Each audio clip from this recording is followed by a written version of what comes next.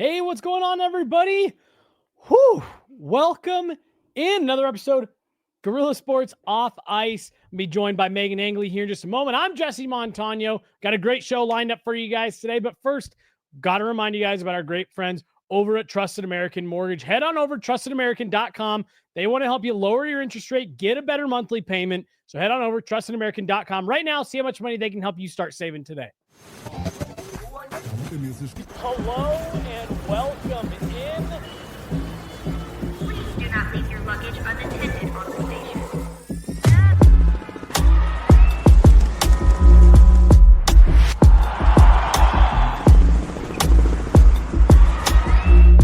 Welcome to the show.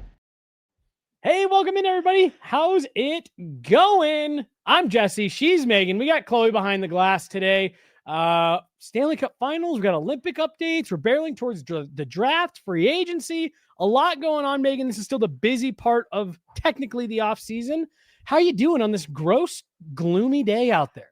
I'm hanging in there, and I'm sorry if I look a little distracted at the start. I decided it was the perfect time for me to rewatch a few of the goals from Game 5. No, because there were two things that I remember from the game that I want to talk about, Nice. and I'm just making sure I pinpoint which goals they happened on. And actually, in doing this, I discovered another thing that I enjoyed. I only laughed because you said, I thought this was the perfect time to do it. It's like, no. Oh shit, I got 10 seconds on the countdown. Yep, it's perfect. Let me get this pulled up. Nice. Yeah, it's been a really hot week, really sunny, really nice. So I was definitely a little just dark in my house today. With all the cloud cover and all that stuff. So it definitely had me in a little bit of a funk, first thing this morning. But bouncing back, feeling good. I'm excited for Game 6 tonight.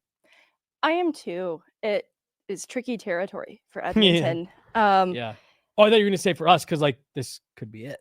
That also is true. I don't want to be done watching hockey, but if the Stanley Cup was awarded to the team that deserved it, it's easy to say that it's Florida. Sure. This has been a really rough go of things for Edmonton throughout all of it, but a masterclass too in some of the things that Florida does well. And I always find the Stanley Cup final, whether the Avs are in it or not, such a valuable learning tool for me, just as an analyst, watching this game, loving this game.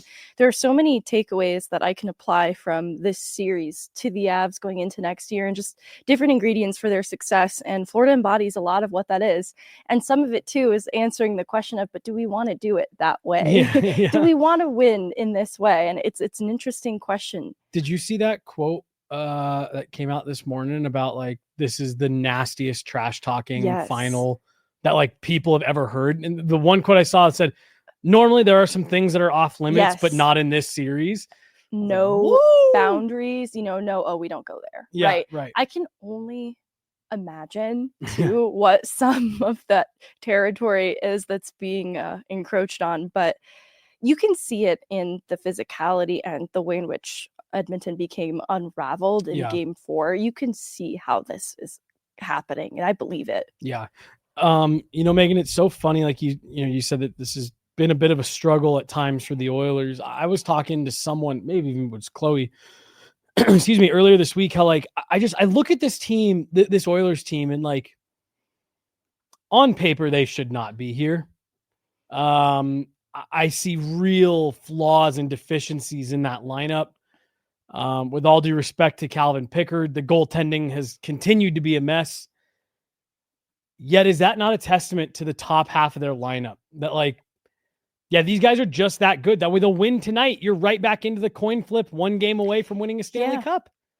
It's interesting too, because in ways I agree that Edmonton doesn't deserve to be here. I also didn't really think Dallas deserved to be in the Western Conference Final. I think the real flaws in their lineup were fully exposed by Edmonton's strengths. And so that was kind of vindicating to watch. But if it had been the Avs needing to go through Edmonton in a Western Conference Final, I would have been talking about maybe some of the weaknesses in their lineup sooner, had we had that day, right? We didn't get to have it. It's easy to talk in hindsight of what that could have looked like. But I think this is the strongest Edmonton has looked over the last couple of seasons. I agree with that. I think they've learned a lot of lessons. And so mentally, I think there's more toughness than there was before.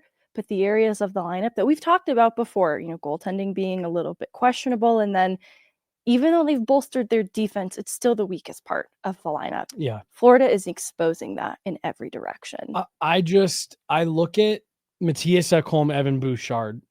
Credit to Evan Bouchard again, who's having another fantastic offensive postseason.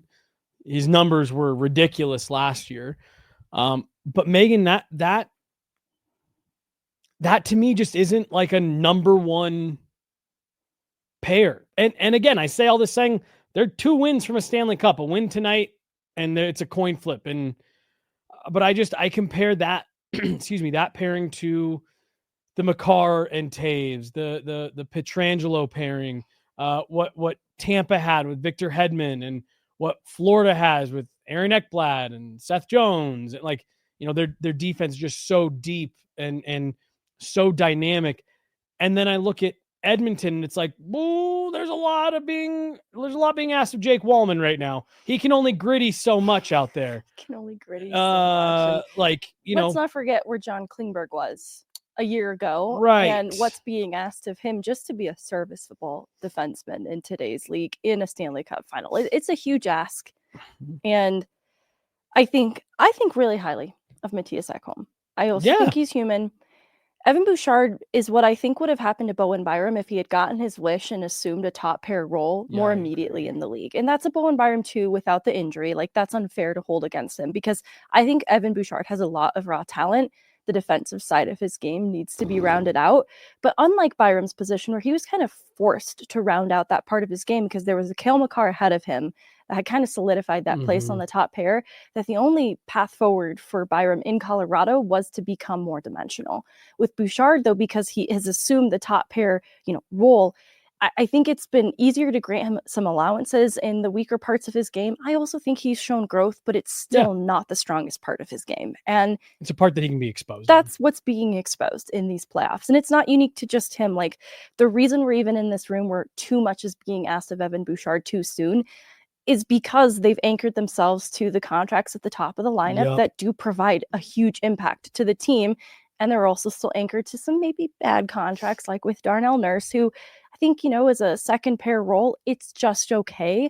But that's where, if you were, giving me a Manson Girard pairing instead of like a Kulak and a Darnell Nurse pair, who I want to take out of that equation. Who I'm running with there. And so all that to say, the roster construction, Edmonton has to live with some of these choices where they've married themselves to the top of their lineup. Again, huge impact players. But I think even young players like Evan Bouchard, who are tremendously talented, they kind of suffer some of the consequences. Well, and let me just kind of build on the Evan Bouchard thing a little bit of, saying he kind of, forced, Byram was forced to round that out because there was someone else in that role. Well, there wasn't for Bouchard, and they don't have like a second pairing with and I'm just going to use this name because we're all familiar, like a Chris Tanev on it. You know what I mean? Like, where it's like hey, Evan Bouchard, you and Matthias Ekholm can go out there and be the best version of yourselves. Because if we need that lockdown pairing, D-zone starts, protecting a lead with 1 minute left, we got these, just anchors that we can go to. Evan Bouchard and Matthias Ekholm also kind of have to be that. And I just think that it leads to points of the game where it's like, it almost feels like an identity crisis out there. It's like, you need those guys out there generating offense, but you're under siege. So you're putting them out there to help, a D-zone start, trying to be your top pairing, but Evan Bouchard just not really built for that. I'm going to take a quick timeout because you mentioned a name that I just reports that Vancouver are among the front runners for Bowen Byram services. Just any quick thoughts on that? This feels like one of those rumors with a lot of legs. It makes so much sense for what I believe Bowen Byram wants, what could certainly work in Vancouver. It makes a lot of sense to me because I don't doubt the Byram on the move rumors for a second. For sure. I think that he wasn't thrilled with the situation in Buffalo, and he has so much belief in himself. And honestly, it's what makes him stand out, among other defensemen at times, is the confidence that he has in himself. And I really respect that about him. So I think that Vancouver as a landing spot makes a lot of sense. Byram is comfortable playing on his offside. He did it in Colorado. He's done it at times in Buffalo. So he could play next to Quinn Hughes. They're both lefties, but he could play next to Quinn Hughes. do find it just a tiny bit interesting, though, Megan, that the teams that are interested in Bowen Byram are teams that already have a number one defenseman. I do just find that a little bit. So that's where there's the like truth pill or the reality pill to be swallowed. If you're Byram too, is it's not that he can't be a top pair defenseman, but there is seniority and a pecking order and a path to getting there that might require some hubris, some humility, like setting aside the ego for a second and putting in the work. And that's not to say that he hasn't. I think he was on the path to doing it in Colorado, but the opportunity wouldn't have existed there. The work, though, I think would have paid off. So he's got the right mindset. I do think, though, he still hasn't established himself as a top-tier defenseman. He has so many raw tools, and injury also really affected the trajectory of ascending to that as quickly as I would have liked to see him get there. And I still think it's in his ceiling, in his future. But I think he's just got to take the patient route on this and set aside the ego a little bit. Yeah. And like you said, prove it. Okay, let's get back to Stanley Cup Finals. Stuart Skinner is going in net tonight, Megan. He will start for the Oilers. We talked a little bit about this last week of like, this is the potential problem that you run into where you find yourself in this like, oh gosh, who do we go to when the break glass in case of emergency plan and Calvin Pickard kind of came apart at the seams a bit in game 5. So you're stuck with this, like, okay, do we put the faith back in the guy that we just said we didn't have any faith in? Or do we ride with the guy who we said we have faith in, but just got lit up a little bit?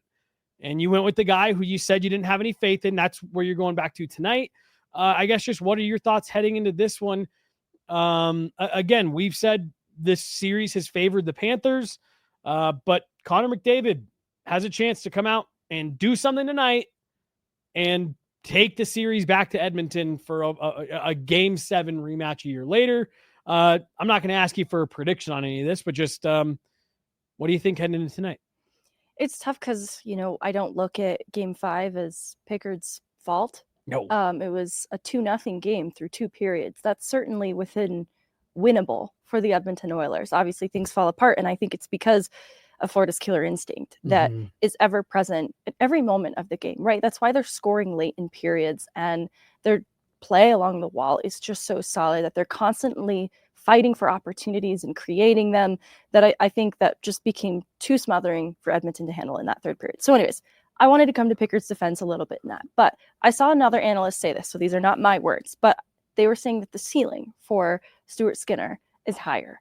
And I think when it's do or die, win or go home, maybe you do go with the guy who was more or less your starter. I get that was called into question more than other starters, but you go with the guy who has probably built a lot of trust with his teammates over the span of time, and the guy with the higher ceiling. It's tough because, again, I'm not really pinning this on Pickard. But unless you're Pete DeBoer, then you don't do those things. Then you want to ruin Stuart Skinner's Calvin Pickard's. I don't know. Yeah. Honestly, there's really no winning here for Edmonton. Right. But that's why it's kind of like, well, high risk, high reward is the way that I see it. Go win the game. That's the only way that we. Right. Because I don't know that it changes anything if it's Pickard to start. Like if they're going to lose this game, it's probably not because Calvin Pickard is in net, but they might win this game because Stuart Skinner is. And so that's where my head is at. Edmonton has a lot of work ahead of them because that killer instinct, like Florida wants to win the cup. Well, and here's what I was telling someone yesterday, Megan, like, and again, I'm one of the reasons I'm so anxious to watch this game tonight is for the storylines that we're talking about right now. But I just sit here and Brad Marchand, probably in December was thinking like, okay, that's all right. I'll retire with 1 cup. I'm going to work really hard to get back to the Olympics. And all right, we're probably on the downhill here in Boston. And now suddenly here he is with a chance to win another Stanley Cup, however many years later, 14 years later. And you've got, so there's that going on. People want, guys I'm sure in that room are wanting to win for him. But Megan, don't you also think that there's a lot of guys in that room that remember what games 4, 5, and 6 felt like last year and having to do this do or die game 7, and they were able to get it at home last year, not the case this season. I imagine that killer instinct that you're referring to, like there's probably a lot of guys in that Panthers locker room going, we're not doing this again. Yeah. We have a chance to put them away. and we are going to do every last thing in our power to put them away. Right now, tonight, in front of the home crowd, we're not getting back on the plane. And I think that that's going to be a really, really tough mindset to try to beat out if you're the Edmonton Oilers. You have to have the mindset of like, we did it last year. We're forcing these dudes back onto a plane. And I don't know. Like you said, that killer instinct that Florida not only possesses, but has shown off in this series. Yeah, Edmonton's got a tall task for him here. And I think it's going to be a great game in what has been an outstanding series. Yeah, I think you talked about depth earlier, and it's what stands out to me about the difference between these two teams. Edmonton can't win the cup if the only scoring contributions are Corey Perry and Connor McDavid. They're going to need more. And Florida's getting the depth contributions. I've been so impressed with that third line for Florida. I think a young player in Anton Lundell being a third line centerman for them at 23 years old, the responsibility that he holds, but all he knows is winning at this point.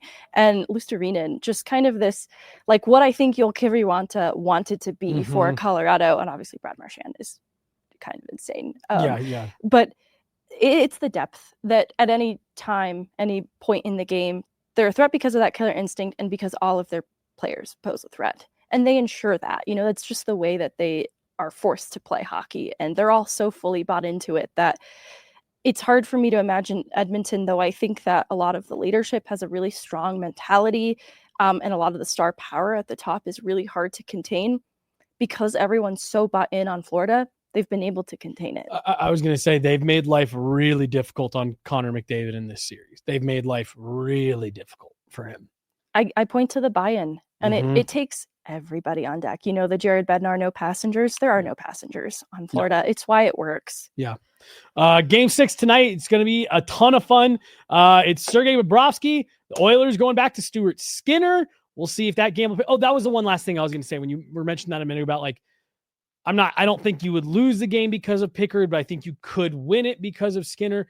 The Pickard emotional lift, I think only works like in the moment. Instantly. It reminded me of Francouz a lot. Yes, 100% in that Oilers series. And you know what was ringing through my head, Megan, was the Frankie chants in Ball Arena in Game 2 of the Western Conference Final when he shut out the Edmonton Oilers. And it was this like, he had to come in relief in the last game. It kind of got away from him. I think that game ended up like 8-6 or something like that. And then for him to like come in, you get that emotional lift when they come into the game and then when they start. If they don't win that start, you kind of lose that, for lack of a better, that bullet to fire. It's like, yep, you've gotten the emotional boost. Now it's just, can they win you the game? So while I don't want to say I don't necessarily agree with going back to Stuart Skinner, but I think you make a good argument. Like, he's got the highest ceiling. If both him and Calvin Pickard give you their best game, you're probably going to go with Skinner. Have you seen the interesting storyline of Vanacek bullying? Yeah. The other goalies? And Stolarz did it last year. Why are we bullying? Why are we bullying? So yeah, I'm assuming it's something to do with where Stuart Skinner warms up. He like goes and gets in the zone and like and so yeah, they someone has scouted that and they're just sticking the Florida backup goalie this far from Stuart Skinner's face. And last year, Anthony Stolarz had actually turned around and was bending over. So Stuart Skinner's face was like this far from Anthony Stolarz's butt. I don't want to say what I will say, but I'm glad Calvin Pickard stepped in just to be like, cut that out. Don't know how effective it was. I don't think Vanacek did cut it out, but I'm with you. You can appreciate but I appreciate the relationship that Skinner and Pickard must have, and that's why I think this works better than it did like Swayman, Ullmark, Monty era. I think the goalie and the choices in net, I think it works a little more for Edmonton than it does other goalies because of who Skinner is, who Pickard is, just two really good guys. And I'm glad that Pickard stood up for him. Should be a fun one tonight. 6:00 Mountain. I'll be tuning in. No doubt about it. Megan, the NHL is going back to the Olympics. Thank God. Doesn't feel real, but now it does with the preliminary rosters out. Preliminary. Yeah, no, I'm really excited. This has always been some of my favorite hockey to watch. The skill level is incredible. And because, there's not a ton of emotional investment into any team or anything like that, like you can just kind of sit back and watch it for the love of the game. Do it for the love of the game. See, I say that to myself, but then I end up getting invested some way. And I start getting heated about things and invested in the outcome of things. And so it's unavoidable. Yeah, I'm just so looking forward to it. We haven't seen, Four Nations, yeah, technically was best on best, but kind of a weird tournament. Finland didn't get a fair shake of things. No, definitely not. I think Finland's got more to offer. Yeah, weird injury stuff. And then there was the weird roster rules. They didn't anticipate that teams would get so injured. They tried to kill Charlie McAvoy at one point. Right. So yeah, just, it was best on best. Now I do also have to say it won't quite be best on best, Megan, without Russia there. It's just, the fact of the matter, that is a top 4, absolutely top 5 hockey country in the world. That is a true medal contender that won't be there. So we're going to get close to best on best. But I do just have to put that out there that geopolitical aside from purely talking about international hockey in a vacuum, it's a shame that Russia won't be there just for the hockey portion of the tournament. Well, I'm excited to get the Czechia representation because it wasn't, represented in Four Nations. Yes. And there is so much talent around the league there. So it'll be fuller representation of talent, but obviously the Germany Russian as well omitted from it. Yeah. Okay, and I was surprised JJ Peterka wasn't in the preliminary 6 for Germany. And I've seen some people say, it's because his contract hasn't been worked out. I don't think that's a reason. That doesn't have anything to do with it. No, I don't think that's a reason. I think you could have made that argument for if this was Four Nations, an official NHL sanctioned event. They don't want to. And I think he's going to make it. It's fine. I'll live. I just thought it was among the names because I'm trying to. Now I'm going to pick someone out and be a bully. Scrambling, quickly. Right now I'm going to be a bully. I don't know. I like Nico Sturm. I love Nico Sturm, but I just feel like he could still be on the German national team, and JJ Peterka could have been there. Yeah. Yep. And Anyways, Lucas Reichel's. You're right. He had an interesting year. But that was one that. What did JJ Peterka do? Right, especially because to your point, you can put all these guys on the roster I'm later. happy with it. Yeah, love it. Let me just run through them real quick. It's 12 countries, 6 players per country. France only has 1 NHL player that they named. So we've got Latvia. Wow, there's a couple of these guys. That Rodrigo Abols from the Flyers, Uvis Belinskis from the Panthers, Elvis Merzlikins from the Jackets, Arturs Shilovs from the Canucks. Wow, 2 Canucks players here. Teddy Bluger as well. And then from the Bolts, Zemgus Girgensson going for Latvia. For Finland, Miro Heiskanen, Mikko Rantanen, and Esa Lindell, all from the Stars. Jussi Saro, Sebastian Aho, and Alexander Barkov. That's Team Finland. Czechia, you got Radko Gudas from the Ducks, David Pastrnak from the Bees, Lucas Dostal from the Ducks, Andre Palat from the Devils, Pavel Zacha also from the Bruins, and then Martin Necas from the Colorado Avalanche. Switzerland. The guy who's really unhappy here. Yeah, that was that guy that I heard didn't really love it in Colorado. Switzerland. Nino Niederreiter from the Jets, Nico Hischier, Timo Meyer, and Jonas Siegenthaler, all from the Devils. Roman Josi from the Preds, Kevin Fiala from the Kings. For Germany, Philipp Grubauer from the Seattle Kraken, Nico Sturm from the Florida Panthers. Moritz Seider, Detroit Red Wings, Lucas Reichel from the Chicago Blackhawks, Tim Stützle from the Senators, Leon Draisaitl from the Edmonton Oilers. Slovakia, you've got, wow, I didn't know that Fehervari's first name was Martin. Martin Fehervari from the Capitals, Simon Nemec from the Devils, Juraj Slavkovsky from the Montreal Canadiens, Martin how do I say this? Pospisil? Martin Pospisil? Never heard of him. Martin Pospisil from the Flames, Tomáš Tatar from the Devils, and Eric Chernak from the Bolts. For Denmark, Fredrik Andersen from the Hurricanes, Lars Eller from the Caps, Jonas Rondeberg from the Vegas Golden Knights, Nikolai Ehlers from the Jets, and Oliver Bjorkstrand from the Bolts.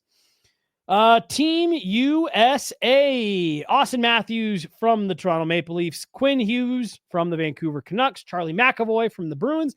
That was another one I was a little surprised just for the first six, given some of the other names that were left off. Matthew Tkachuk and Brady Tkachuk from the Florida Panthers and Ottawa Senators, respectively.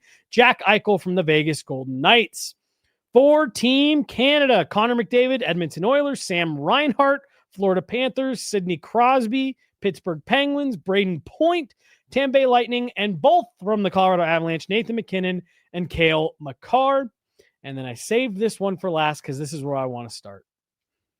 Team Sweden, Victor Hedman from the Tampa Bay Lightning, Adrian Kempe from the LA Kings, Rasmus Dahlin from the Buffalo Sabres, William Nylander from the Toronto Maple Leafs, Lucas Raymond from the Detroit Red Wings, and Megan, after 1,032 days off in between pro hockey games, 5 NHL playoff games under his belt, and 4 points in those 5 games, Gabriel Landeskog is named to Sweden's preliminary roster of 6.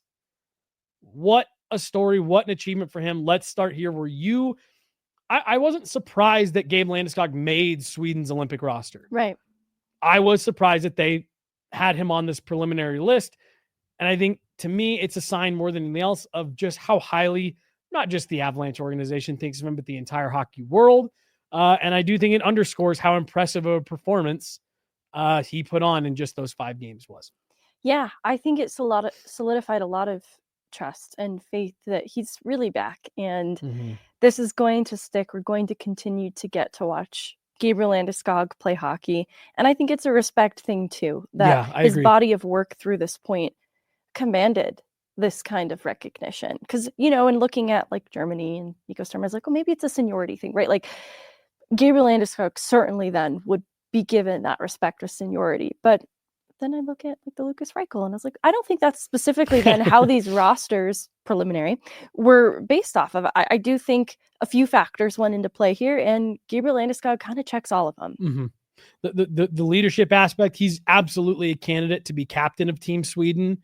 And I think just what you saw out of him on the ice, and I do agree with you that maybe not all of this stuff was like, oh, we'll do it out of respect. I do think this was big credit to Team Sweden's management for doing this. I do think that this is a show of belief, show of respect. And also, I don't know, maybe I'm digging too far, but like hey, you should have been there with us for 4 nations.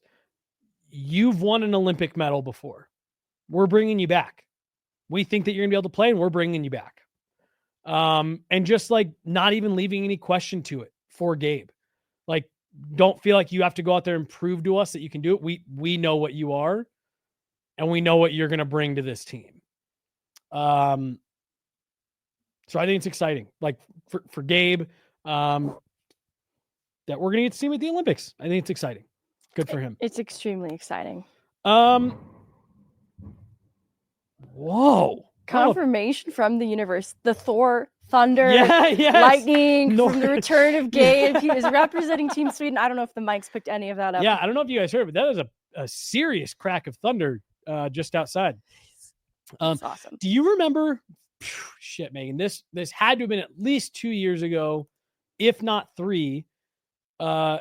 Old show that you and I were on together, and we were all at home, and I had like a lightning strike like just outside my house, and it stopped the podcast in its tracks because it scared me so bad, and it came through the mic because it was so loud, and it like stopped everybody.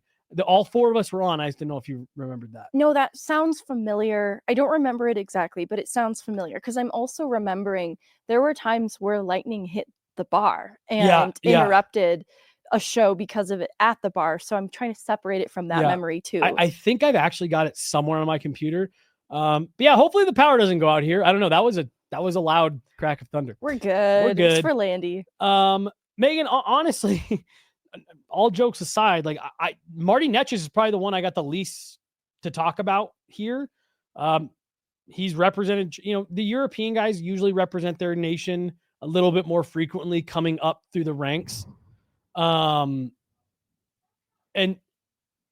so Marty Netches, this will be his 19th time representing Czechia. And also just given the depth of that country, like I expect that Marty Netches is going to play a pretty big role there.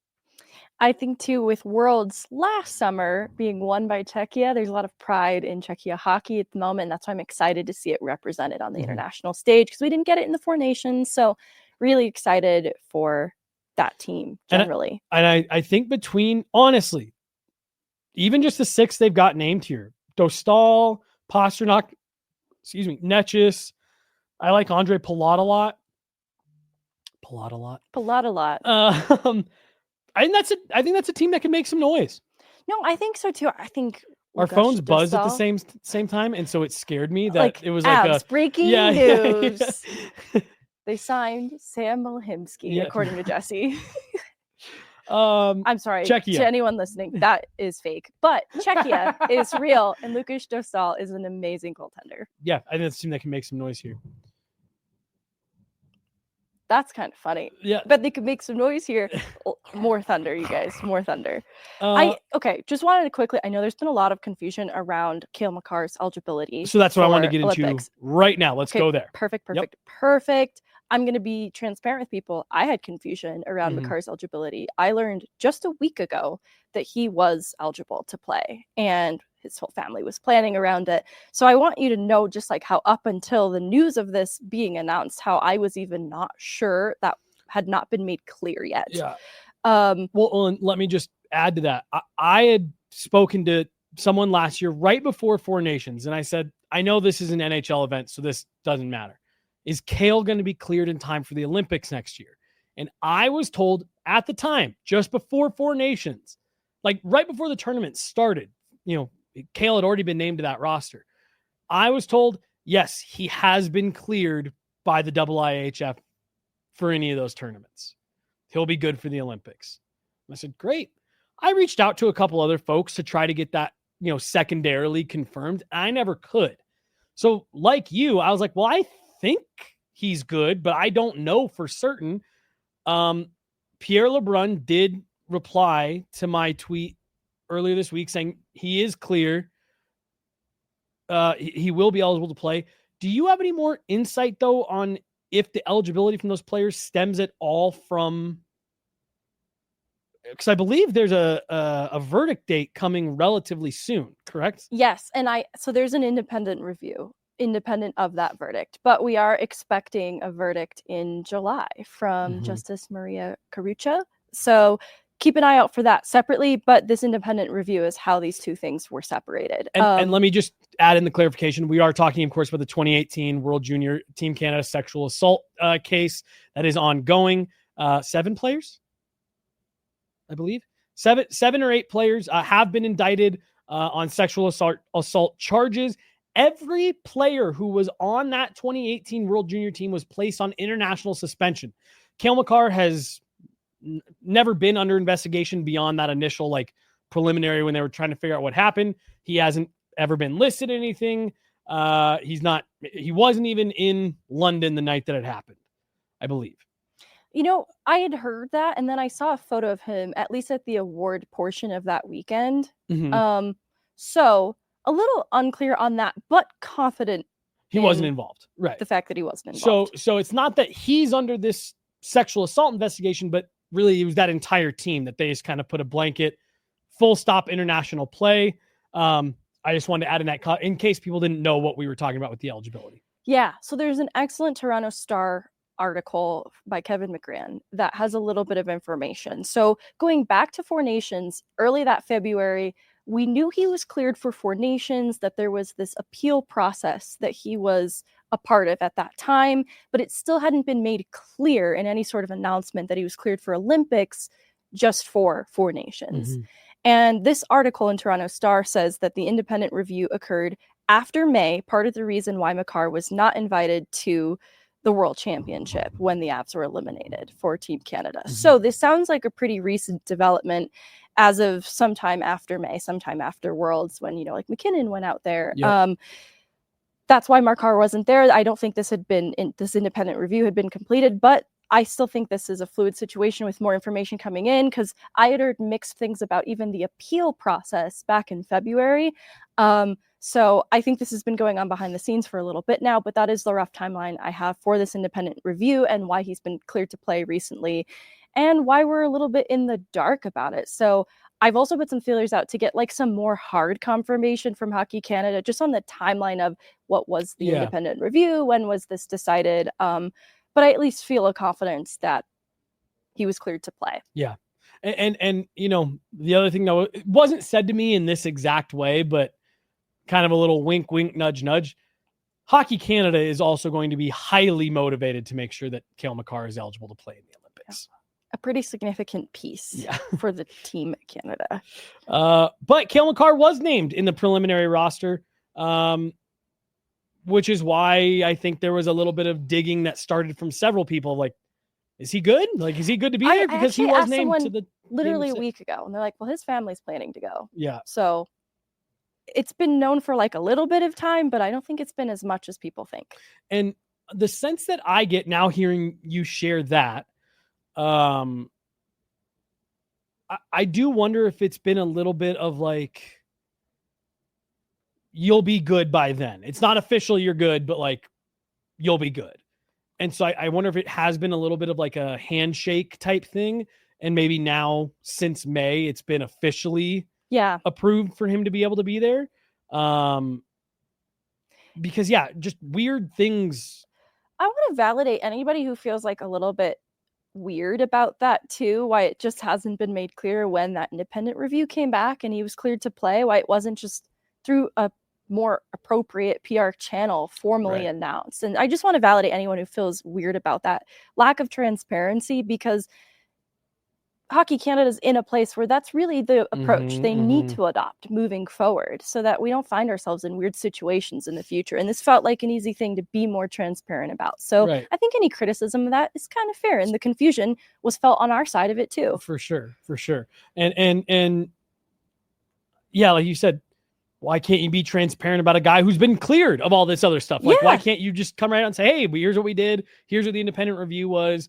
Cale Makar. I did see one tweet that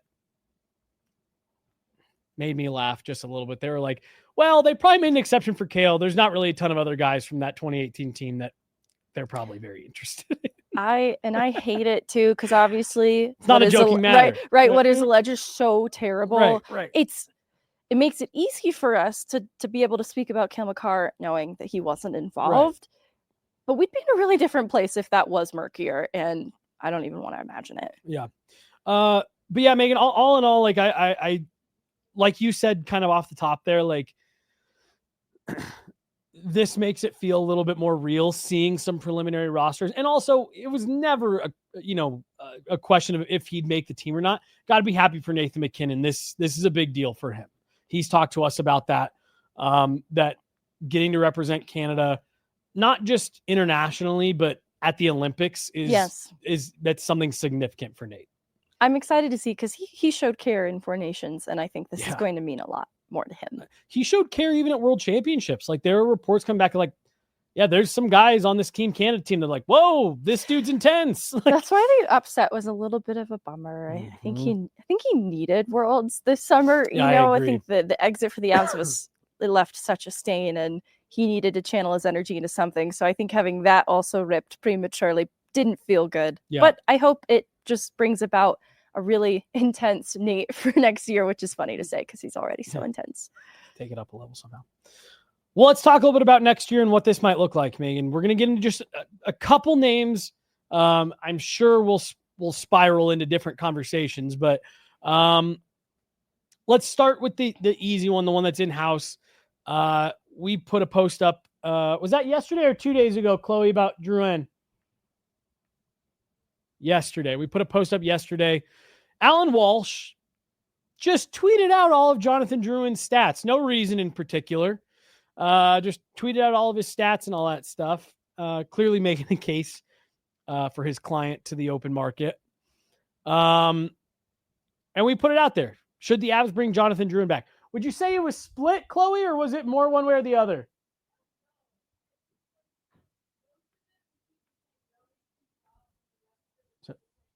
So it sounds like the majority voted no, not to bring Jonathan Drouin back. Now, we've talked about it on here. I think at the right dollar figure, I think he can have a home here. Where are you at with Jonathan Drouin? I know one of the concerns that we've talked about is fit, not necessarily within the system, but where in the lineup does he fit? And if he fits on your third line, is that what's best for everybody? Yeah, it's tough. The early returns on the third line, it felt like a stylistic misfit a little bit. And it's an important part of the lineup too, that they really want to figure out a good solution for going into next year. But what's tough is the versatility that is Drouin. Like if he is going to be re-signing in Colorado for an affordable close to his last contract, perhaps even taking less, which is ambitious to even suggest, for sure, to be honest with you. But let's say he does. It's wonderful then to have such an affordable top 6 option that I think you can live with a little bit of what maybe isn't a great fit on the third line, but you also are taking a gamble that will pan out, that he can adopt the habits that he needs to in a third line role as readily as he embraced playing away from the puck and some of the commitment to the defensive side of the game that he needed to in Colorado. Seeing his willingness to do that, I want to give him some space to be able to then adopt to what's needed of him in a third line capacity. But all of this operates off of him signing a really team-friendly contract back-to-back years, right? That was this last year, and it was hampered by injury. I think he'll be honest about that fact too. But at the end of the day, it's a business in ways too. Yeah. I still go back to the don't mess with happy. And so this door is open still in my mind. And again, if the money makes sense, I absolutely would love to see Jonathan Drouin back in Colorado. It's the only barrier, but it's an important and a big one that I see keeping him from Colorado another year and just going into the open market, because I think other teams would have interest in what Jonathan Drouin has done, his last couple years in Colorado. I know this last year, hampered by injury, but Alan Walsh put out the stats, nearly a point per game player. Yep. He does make a difference when he's in the lineup. 100%. I'm going to take us more off the rails and out to left field than maybe I ever have in my life. Jonathan Drouin, left defense. This has nothing to do with hockey. Okay. It has everything to do with a video I saw this morning. And you sang Holding Space, and it made me think of, and I'm so sorry, Cynthia. From Wicked. Yes. Who plays Elphaba. I don't know her last name. Amazing voice. Yeah. I just saw a video this morning, and I'm wondering if you know anything about this. I just saw a video this morning. It's talking about her, Cynthia, last name, Khloe Kardashian, and then it gave one other celebrity example. They're getting their fingers like elongated. What? This video was showing all these photos of these celebrities, because they're like, it's pretty easy to find red carpet photos, and a lot of them put their hands on their hips, and they're showing these pictures, and then they're showing them now, and their fingers, and you can even see their joints bulge a little in the middle. This feels. And I just didn't know if you'd be like, oh yeah, finger elongation surgery. You didn't know about that? Everyone has that done. But the look of confusion on your face probably matches what my morning scrolling face was. Are you seeing pictures of it?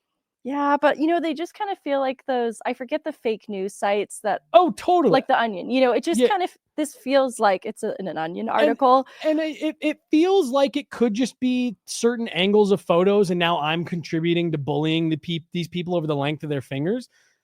But they used 3 separate examples, and they were all pretty convincing. I just didn't know if you knew anything about people getting their fingers elongated. No, and we don't need another thing to be insecure about. No, we don't. As a society, your fingers are the perfect length. If you're out there listening, make your fingers longer, shorter, or keep them exactly the same. Right. Whatever you want to do. Whatever you want, but don't feel like you have to do something because now it's a trend. Right. Okay. should Jonathan Drouin Holding space is how I got there. get Yes. longer fingers to help his reach. to help his reach. So Megan, let me. All right, so getting back on track. You mentioned availability when he was in the lineup. He was not only useful, a key part of the lineup. Jared Bednar talked about that. Like, we need him. Did you sense frustration from Jared Bednar this year, knowing that we don't know what the exact details of the injury were? But did you sense frustration in Jared Bednar of like, oh my gosh, this guy is still hurt? He can't get back in the lineup? I just felt like we felt him that. Cue the lights. Cue the lights. I don't have chat open today. $5. I'm not ignoring anyone. I just can't see. From Mike Peterson towards Jesse's finger elongation surgery. Okay, Diva. You can just see him doing morning skate minutes. Hello. Ooh, welcome in. Welcome to the show. Oh, thank you, Mike. That not only do we appreciate that gave me a good laugh. Did you sense that frustration with we saw guys push through injuries, and maybe that's not the right thing to do, and maybe Jonathan Drouin, understands his body, takes his time coming back. I did feel like the moment where Jared Bednar was like, yeah, I don't know what's going on anymore.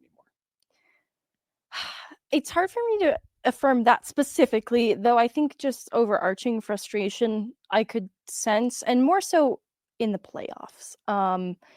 Jonathan Drouin was just so off his game, and I've seen Bednar opposite of this show so much patience for Jonathan Drouin, especially at the start of his time in Colorado when things weren't going so great.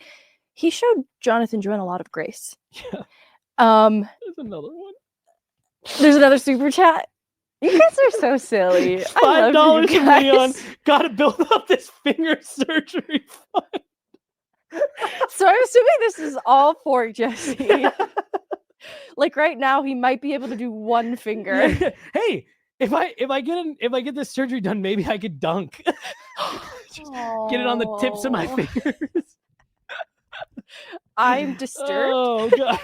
But I love you guys Yeah. for going off the rails and doing this. Woo. Thank you, Leon.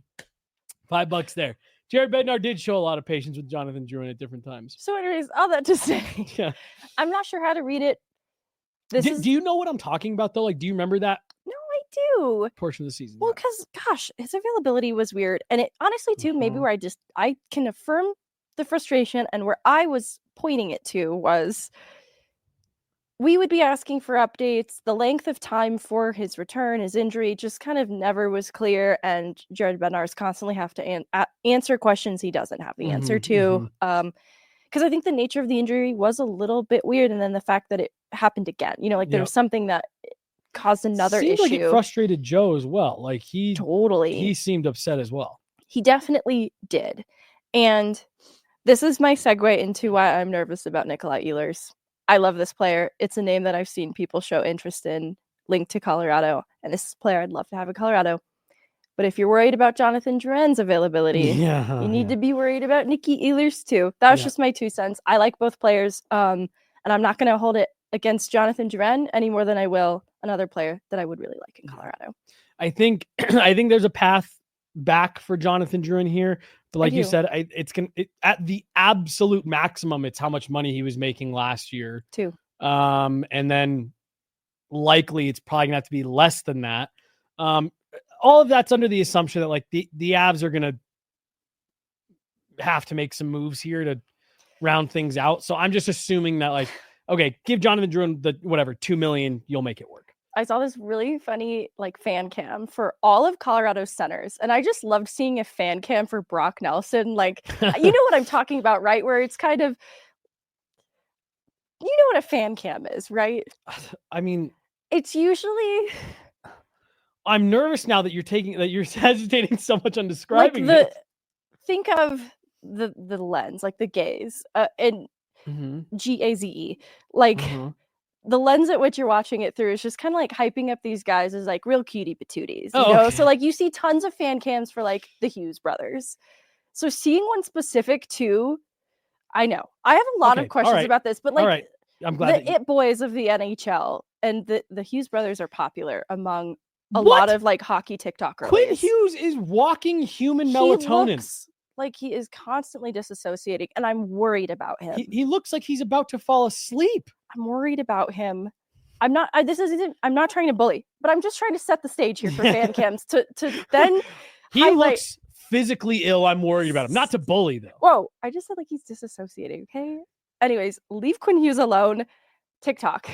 Right, yes. To see one hype up like Brock Nelson. There's a better way for how I'm trying to word this, but like to see him in this lens was so funny. And then Jack Drury, the other, just like, these are kind of funny to see. You just don't normally get fan cams of these two guys. But obviously, then McKinnon's in the mix, Charlie Coyle's in the mix. And someone was like, no wonder everyone is floating these names and rumors. You know, they want to ship out Coyle, they want to ship out. I don't know if other names have really been floated around, but they just want to dismantle like the attractive center depth that Colorado has. And I thought it was funny because I do feel like everyone's name is being put into rumors at this point. Yeah. Who else's name? Well, like not center, not center specific. But like now, you know, Charlie Coyle is going to be traded. Marty Netchis is going to be traded. Okay. Miles Wood and Colton I've seen thrown around too. There's just everybody's getting traded at this, according to the rumors. Yeah.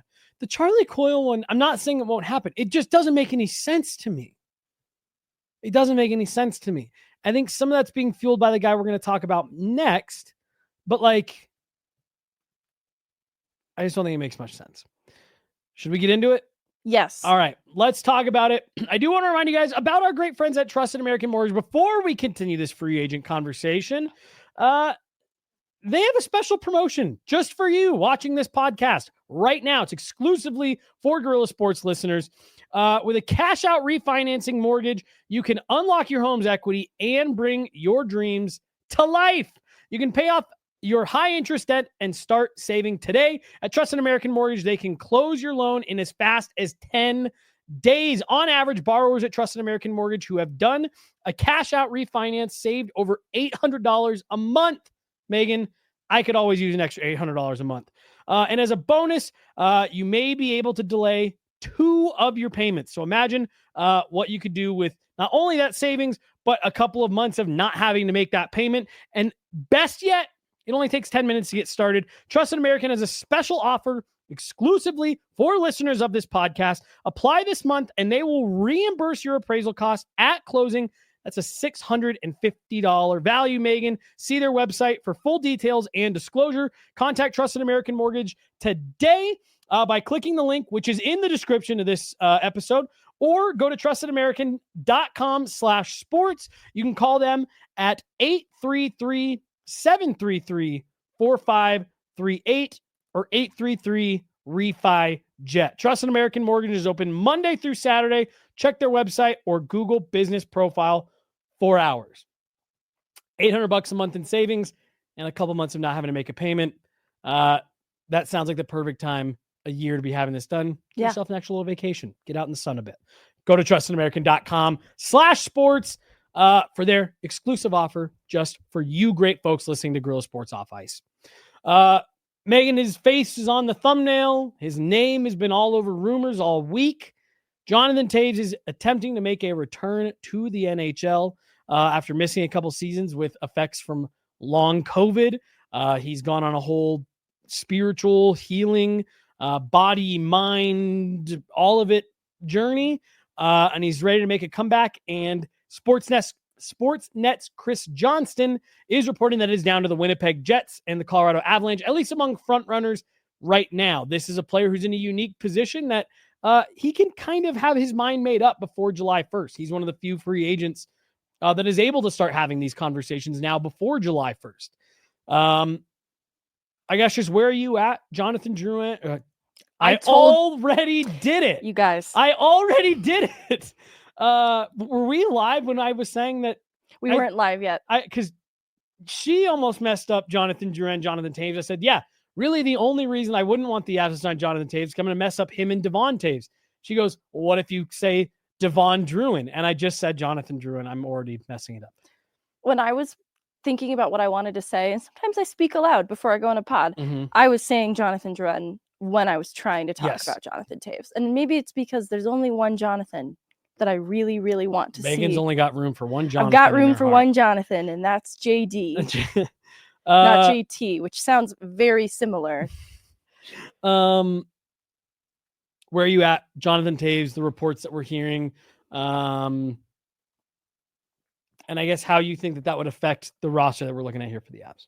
Well, it would certainly indicate something a roster player is moved out, because it wouldn't make a lot of sense. I'm seeing him, we've talked about this, in a fourth line capacity, and I think with news of Logan O'Connor's injury, it's opened up some opportunity to round out the bottom six in a slightly different way. But, are you moving Jack Drury from centering that fourth line? Because he was a part of this Mikko Rantanen return, and I think he's made a lot of sense on that fourth line.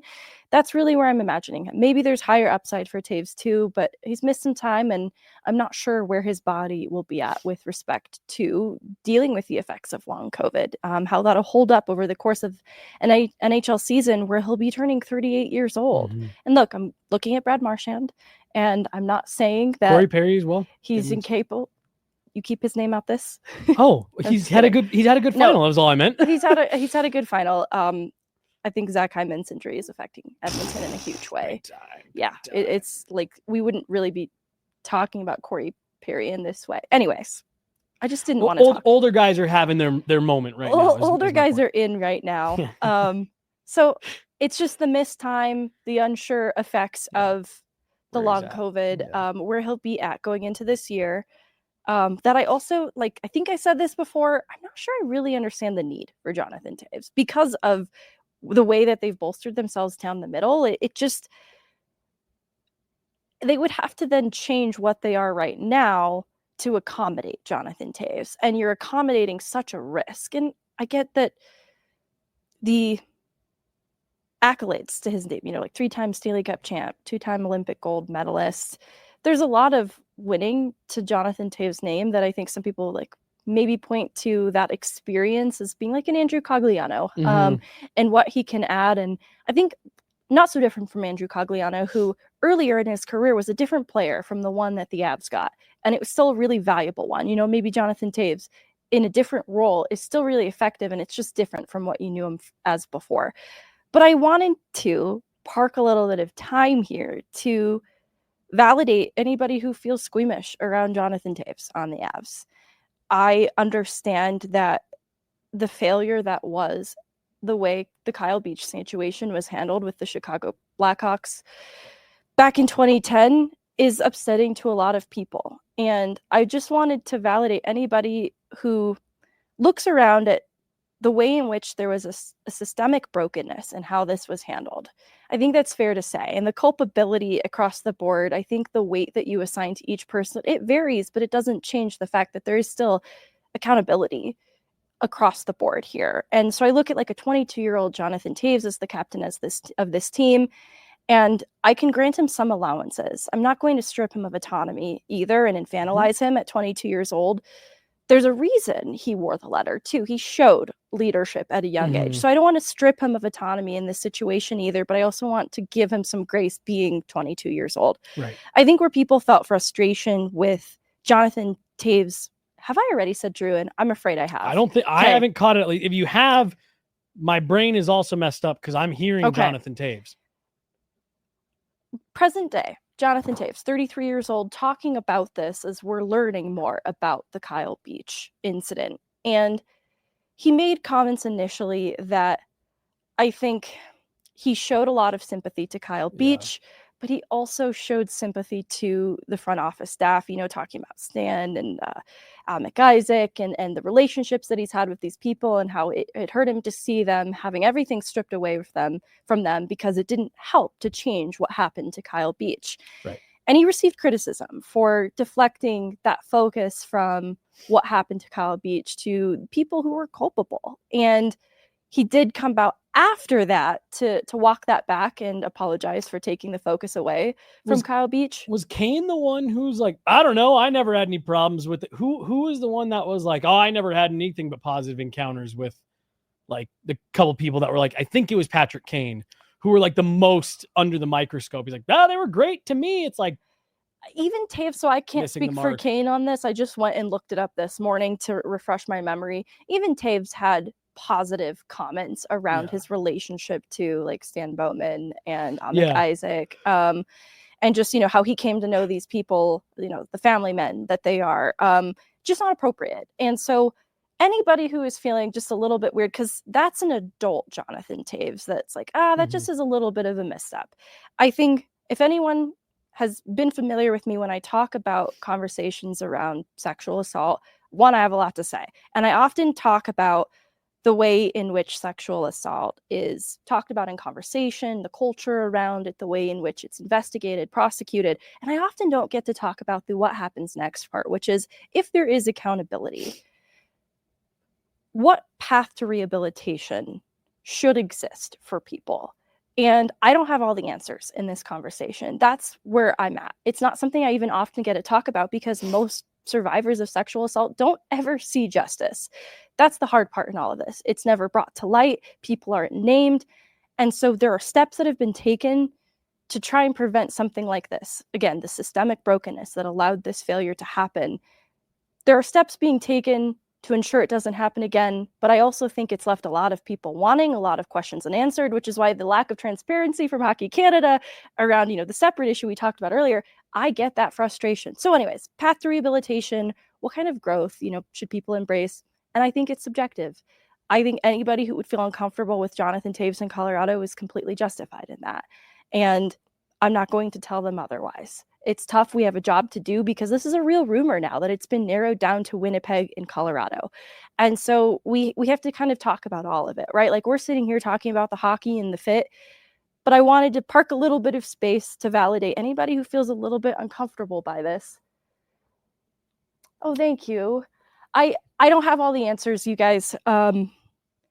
And we're going to talk about the World Junior case a little bit more too in the future. So we'll park more time for this type of conversation around this sport, and a sport that I love so much. There, you know, I describe it as an ecosystem, and in every ecosystem, like in order for it to be healthy and to thrive and survive, there are sometimes invasive species. And so when I talk about the bad of hockey culture, it is not me branding the whole ecosystem as bad. Yeah. There are so many things that I love about this sport that cause it, you know, to be healthy and to be thriving. And there are some invasive species that exist in the hockey ecosystem too that I think that's such a great way of putting it, because I think I have gone on the tirade on a show with you before about just that last. I agree with so much what you just said there. That last little bit, I get upset at times because I feel like I do see people apply that blanket to like, oh, that's just hockey culture. It's like, no. Those people don't represent the culture and the community that I have grown up and lived in my entire life. Those people do not represent the hockey community.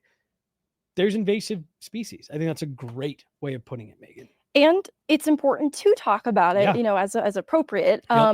Look it in the face, call it what it is, and just kind of affirm the people who are not comfortable with certain aspects of the culture of the sport at times. I don't think it's unfounded. And you know, it's not so different. Like, I know there are people who still aren't sure, like they want to love the Colorado Avalanche so hard, but the Val Nichushkin incident in Seattle has left a bitter taste in a lot of people's mouths. And sometimes not having the answers to some of these things, or not, you know, like, I think from our perspective, we operate with a lot of information about that we just can't really talk about. It's hard. And I think it's a difficult part of this sport. Like, you're entitled to love who you love on a team and also not embrace it in its entirety. And I'm not sure if this is a conversation we'll have to seriously entertain with Toews in Colorado. I personally don't know if I see the hockey fit is where I'm at with it. Just with the way in which they've loaded up down the middle, and him in Colorado is just a really big gamble where they've kind of found an answer in Jack Drury. Yeah, I definitely see him as a fourth line play, at least to start. Again, you know, I mean, he's last played in 2020, the 2022-2023 season. So he's missed the last 2 years. So not like an egregious amount of time, but 2 full seasons. Was a serviceable player in that last season. So I think you definitely, and I think you make a great point. The Logan O'Connor thing maybe does open the door for like, okay, either It changed things for me. Right. Maybe him or Drury slide to the wall. And then to me, like the way I look at it is, okay, maybe you want a load management schedule for him either way. A guy like, I almost said Drew, Toews, Jonathan Toews. So I don't know. Could he work as your 13th and he's a center that you can plug in if you get an injury, if there's something that you need to mess with? Yeah. Because to me, I think Jonathan Toews, you're talking a 1 year league minimum for a player like this. So for me, yeah, I think it makes sense. And I really am, Megan, and maybe this is silly, but like keep him from going to Winnipeg. You know what I mean? Like, yeah. Don't make this into something where it's like, oh, now you got to go through him in the playoffs, and he had this great resurgent year. Right. So yeah, I mean, I'm definitely with you on like from the hockey perspective of it. I'm definitely with you on like you kind of did the center thing last year. You figured it out. Like you've got it 1 through 4. I did see someone in the chat earlier that's like, you don't get a crack at a guy who captained 3 Stanley Cup teams very often. And so, I imagine he'd fit into the room pretty seamlessly with the mindset, with the leadership, all that stuff. To me, I if the Avs did it, my first question would be kind of what you said there off the top of, okay, well, what do you do next? Do you do anything next, or is he Logan O'Connor until New Year's, and then you go with it from there based on injuries or what have you? So are you cool with him playing as a winger? Yeah. Because I think that's the other necessity to me is, one, figuring out the third line, and then just a bottom 6 winger. And if you want to utilize Toews in that capacity, it makes sense because I think it's the bigger need, but also like is a true bona fide winger, maybe the answer. Because bottom 6 needs somebody. The Logan O'Connor injury is big. And if you're to keep Charlie Coyle, you need a third line. That's going to start to make sense. And, is Ross Colton in that picture? Are you then trying to find somebody compatible with like a Colton, a Coyle type? Because again, I think that third line's like really where I'm keying in on. Mm-hmm. And a player That's a great call out that can come in and help the fourth line as needed. But more than anything, that third line as a winger is probably what stands out to me the most. Yeah. No, I think it's a great call out. And like, I just went and looked, like Jack Drury hasn't really played much on the wing. It's it's easier to move someone from center to wing than wing to center. And here's the other thing I do like about Jonathan Toews. Again, he's missed 2 years, so there's going to be a timing thing, but like suddenly you'd have between him and Jack Drury, like 2 studs in the face-off circle, right? 2 guys that you can put out there to kill penalties, defensive zone starts. Like I really like the idea of Jonathan Toews, the player for the Avs.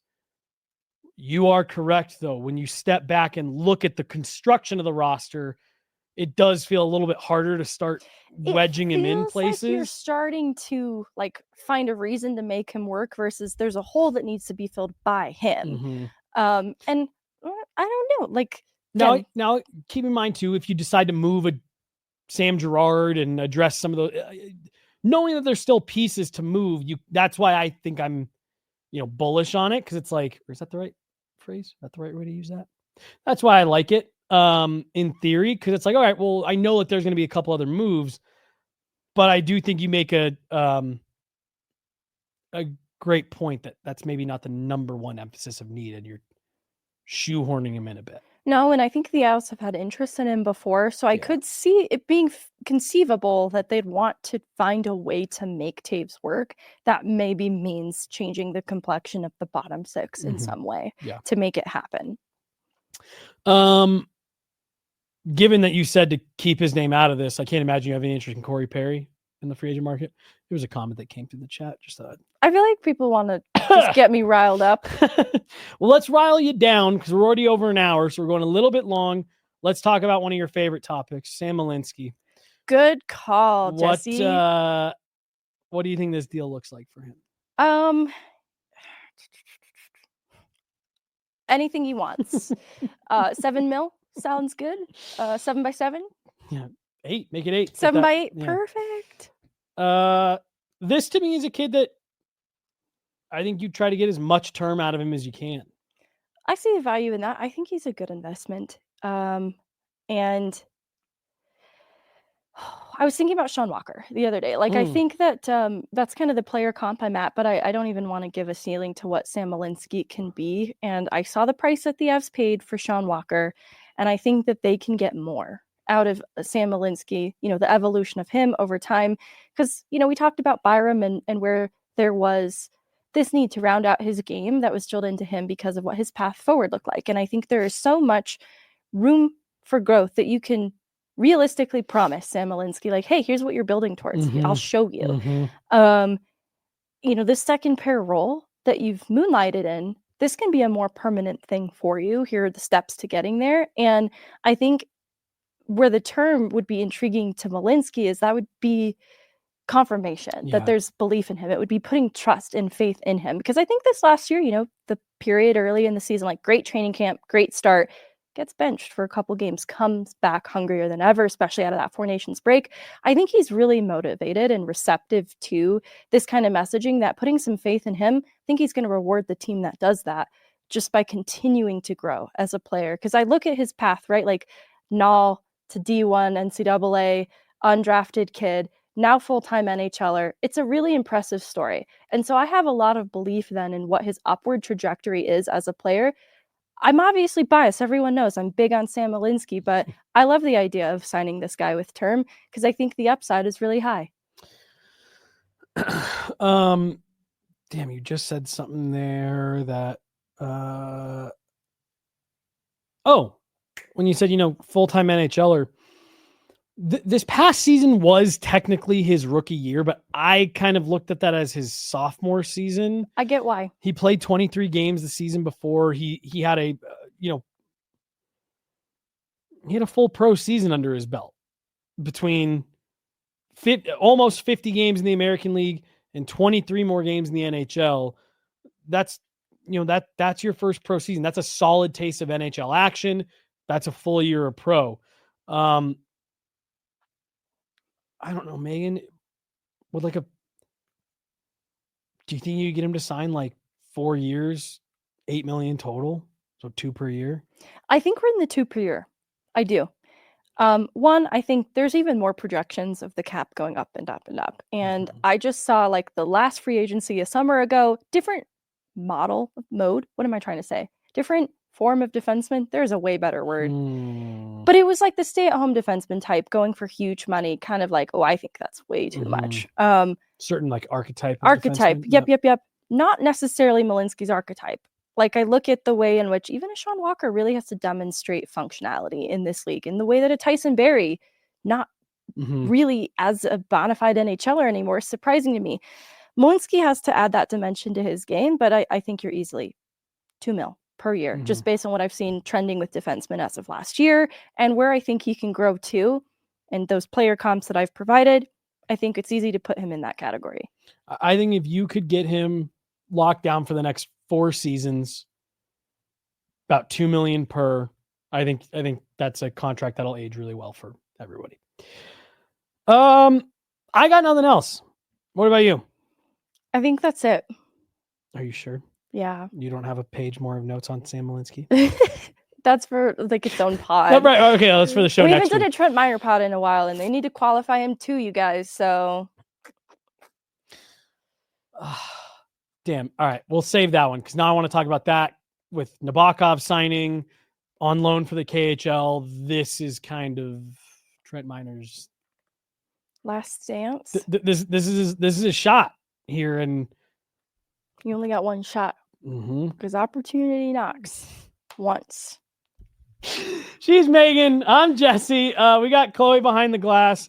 This is Gorilla Sports Off Ice. We'll be back at it P&P Friday, right? Okay, so we've moved it around. And we'll keep moving it. Yeah, no. I just want to make sure I was guessing. doing it right. Yeah, never let them know your next move. Guests coming on. Yes. Got a nice special guest lined up for Pucks and Prosecco. So we got more content coming your guys' way this week.